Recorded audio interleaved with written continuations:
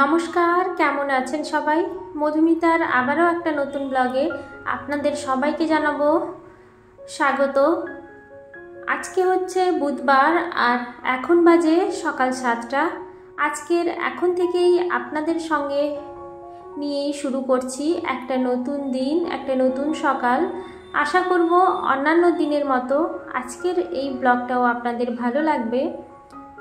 সকালবেলা ঘুম থেকে ওঠার পরে বাড়ির যে সমস্ত কাজকর্মগুলো থাকে ওগুলো সেরে নিয়েছি। মূলত প্রত্যেক দিন সকালবেলা হলে একই কাজ থাকে, ওই ঘর ঝাড় দেওয়া, ঘর মোছা, এসবই থাকে। তো সেগুলো শেষ করে চলে এসেছি রান্নাঘরে।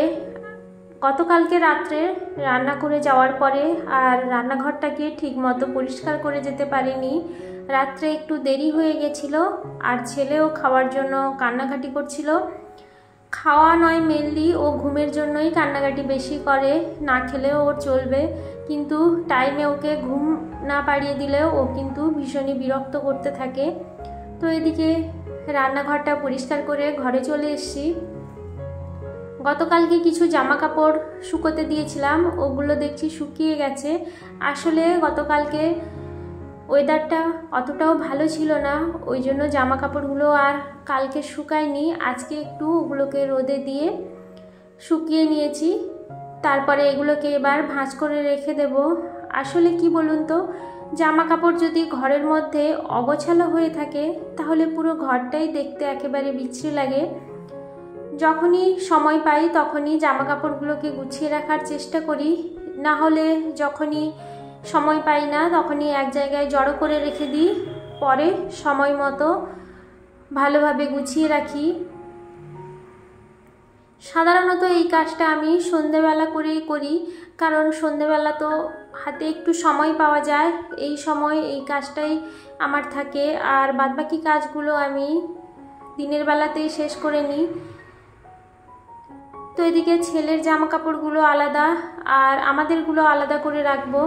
সবারটা আলাদা করে আলাদা জায়গায় রাখলে খুঁজে পেতেও সবার সুবিধে হয়, আর আমাকেও তেমন বেশি প্রয়োজন পড়ে না। কারণ আমি যদি সব জায়গায় একই জায়গায় যদি জিনিসপত্রগুলো রাখি তাহলে ওই সবের মধ্যে থেকে খুঁজে বের করতে অসুবিধে হবে। আর আমি যদি নাও থাকি তাহলে কোথায় যদি জামা কাপড় আছে বলে দিলে ঠিক ওটাকে খুঁজে পেয়ে যাবে। তো এদিকে আমার জামা কাপড়গুলো এখানে রাখছি, আর ছেলের আর আমার হাজব্যান্ডের জামা কাপড়গুলো অন্য জায়গায় রাখবো। এভাবেই একটু বুদ্ধি করে যদি কাজকর্মগুলো করে নেওয়া যায় তাহলে কিন্তু নিজেরও পাশাপাশি অন্যেরও অসুবিধা হবে বলে আমার মনে হয় না। কারণ শুধুমাত্র নিজের ভালোটা দেখব, নিজের কথা ভাববো, সেটা করলে তো হবেই না মোটেই। কারণ একটা সংসারে থাকতে গেলে একে অপরের সুখ দুঃখ কষ্ট সবটাই বুঝতে হবে, শুধু নিজেরটা বুঝলে একেবারেই চলবে না। তো সেই জন্য নিজের পাশাপাশি অন্যের সুবিধা যাতে হয় সেটাও দেখি। তো এদিকেই দেখুন ছেলের জামা কাপড়গুলো এখানে রেখে দিয়েছি।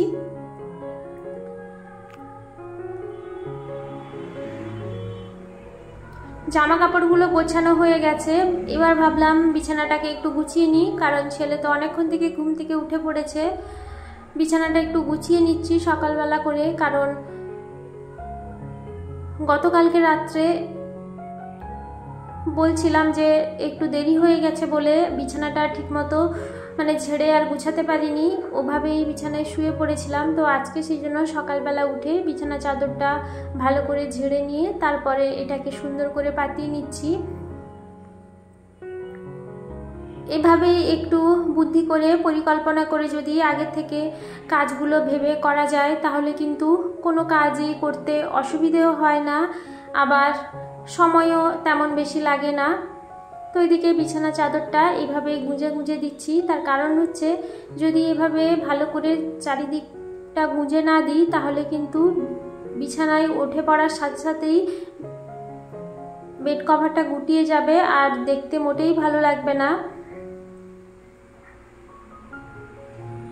বিছানাটা আমার মোটামুটি গোটানো হয়ে গেছে, বালিশগুলো ঠিকঠাক জায়গায় রেখে দেব, কিন্তু কতক্ষণ এগুলো ঠিকঠাক জায়গায় থাকবে তার কোনো ঠিক নেই।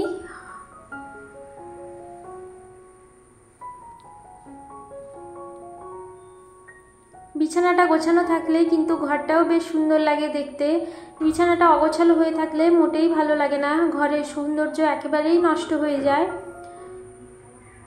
তো এই যে টেডিটা এখানে রেখে দিচ্ছি, এটা আবার আমার ছেলের খুব পছন্দ, ওকে নিয়েই ওর যত খেলা, ওর সঙ্গেই যত কথা বলে। বিছানাটা সুন্দর করে গুছিয়ে এবার অন্যান্য কাজে চলে যাব। স্নান টান করে চলে এসেছি ছাদে, জামা কাপড় শুকোতে দেবো। আজকে প্রচুর হাওয়া দিচ্ছে ছাদে, তো এই জামা কাপড় কটা শুকোতে গিয়ে আমার পুরো নাজেহাল অবস্থা হয়েছে, কারণ একদিক থেকে শুকিয়ে যায়, আবার একদিক থেকে দেখছি সব জটলা পাকিয়ে যাচ্ছে, না হয় পড়ে যাচ্ছে। তো এবার ভাবছি একটা একটা করে শুকোতে দেবো আর ক্লিপগুলো আটকে দেবো। বন্ধুরা, আমার ব্লগ আপনাদের কেমন লাগছে অবশ্যই আমাকে কমেন্ট করে জানাবেন। আর আমার ব্লগ যদি আপনাদের ভালো লেগে গিয়ে থাকে কোথাও একটুও, তাহলে আপনাদের কাছে আমি অনুরোধ জানাবো আমার চ্যানেলটিকে সাবস্ক্রাইব করে আমার পাশে থেকে যাওয়ার জন্য, কারণ আপনারাই আমার পাশে যদি না থাকেন তাহলে কিন্তু আমি আমার এই প্ল্যাটফর্মে একটু এগোতে পারবো না। আপনারা আমার সাথে থাকুন, পাশে থাকুন, এভাবেই আমাকে একটু সাপোর্ট করে যান যাতে আমি আমার লক্ষ্যে পৌঁছতে পারি। অবশ্যই এখানে থাকতে গেলে অনেকটা সময়, ধৈর্য ও মনোবল নিয়ে থাকতে হবে। অস্থির হলে কিংবা মনের জোর কমে গেলে চলবে না, মনের জোর বাড়িয়ে ধৈর্য ধরে যদি এখানে থেকে যাওয়া যায় তাহলে কিন্তু মনের আশা কখনো পূরণ হলেও হতে পারে। তো এদিকে জামা কাপড়গুলো শুকোতে দিয়ে ভালো করে ক্লিপ দিয়ে আটকে দেব, না হলে কোথায় গিয়ে কার বাড়ির ছাদের উপর গিয়ে পড়বে তার কোনো ঠিক ঠিকানা নেই। জামা কাপড়গুলো শুকোতে দিয়ে চলে যাব এবার নিচে, কারণ ছেলে অনেক থেকে হাঁক ডাক শুরু করে দিয়েছে। ওকে একটু খাইয়ে দিয়ে তারপরে রান্নাঘরে চলে এসেছি।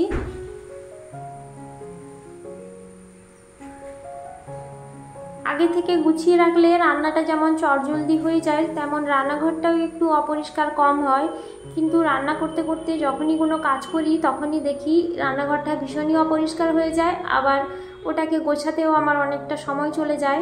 কিন্তু বেশিরভাগ দিনই গুছিয়ে নিয়ে করার চেষ্টা করি। যেদিন দেরি হয়ে যায় সেদিন তো কিছু করার নেই, রান্না বসিয়ে হয়তো সবজি কাটছি কিংবা ওইদিকে বাটনা বাটছি, ওইগুলো করতে গেলে কিন্তু ভীষণই রান্নাঘরটা নোংরা হয়ে যায়। তো এদিকে আজকে হচ্ছে শুক্তো, বাঙালিদের একটা পছন্দের খাবার। উপর থেকে একটু ঘি ছড়িয়ে দিলাম, রান্নাটা প্রায় হয়ে এসছে। আর এদিকে একটা ভাজা মশলা বানিয়ে রেখেছিলাম, 5 ফোড়ন, শুকনো লঙ্কা আর কালো সর্ষে, তো সেটা হয়ে গেছে। আর এদিকে সজনে ডাঁটা, আলু আর চিংড়ি মাছ দিয়ে একটা তরকারি হয়েছে, আর হবে মাছের ঝাল। তাহলে আজকের মতো রান্নাবান্না শেষ হয়ে যাবে। রান্নাটা যদি চটজলদি শেষ করে দেওয়া যায় তাহলে কিন্তু অনেকটা কাজ গুছিয়ে নেওয়া সম্ভব হয়, কারণ রান্নাঘরে যদি বেশিরভাগ সময়টা কাটিয়ে দিই তাহলে কিন্তু বাড়ির কাজকর্মগুলো তেমন টাইমের মধ্যে করা যায় না। আর একটা সংসারে থাকতে গেলে তো কাজের কোনো শেষই নেই, একটা কাজ গুছিয়ে আসতে না আসতেই আবার একটা কাজ এসে হাজির হয়ে যায়। তো সেই জন্য চটজলদি করে রান্নাটাকে শেষ করে নিচ্ছি। আর ওদিকে ভাতও চাপিয়ে দিয়েছিলাম, ভাতটাও হয়ে গেছে। আর এদিকে শুধু মাছের ঝালটা হবে, তাহলেই হয়ে যাবে। ওই পেঁয়াজ, টমেটো, কাঁচা লঙ্কা আর একটু সর্ষে বাটা দিয়ে মাছের ঝালটা বানাবো।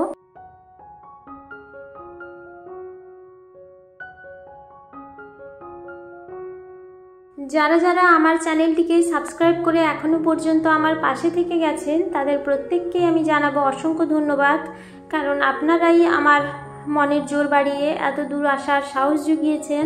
আপনারা এভাবেই আমার পাশে থাকুন, আপনাদেরকে বারে বারে জানাই অসংখ্য ধন্যবাদ। বন্ধুরা, তাহলে আজকের মতো আমি আমার ব্লগটা এখানেই শেষ করছি। দেখা হচ্ছে তাহলে আপনাদের সঙ্গে আবারও একটা নতুন ব্লগ নিয়ে। ততক্ষণে সবাই ভালো থাকবেন, সুস্থ থাকবেন, সাবধানে থাকবেন। দেখা হচ্ছে আপনাদের সঙ্গে আবারও একটা নতুন দিন, নতুন একটা সকাল নিয়ে।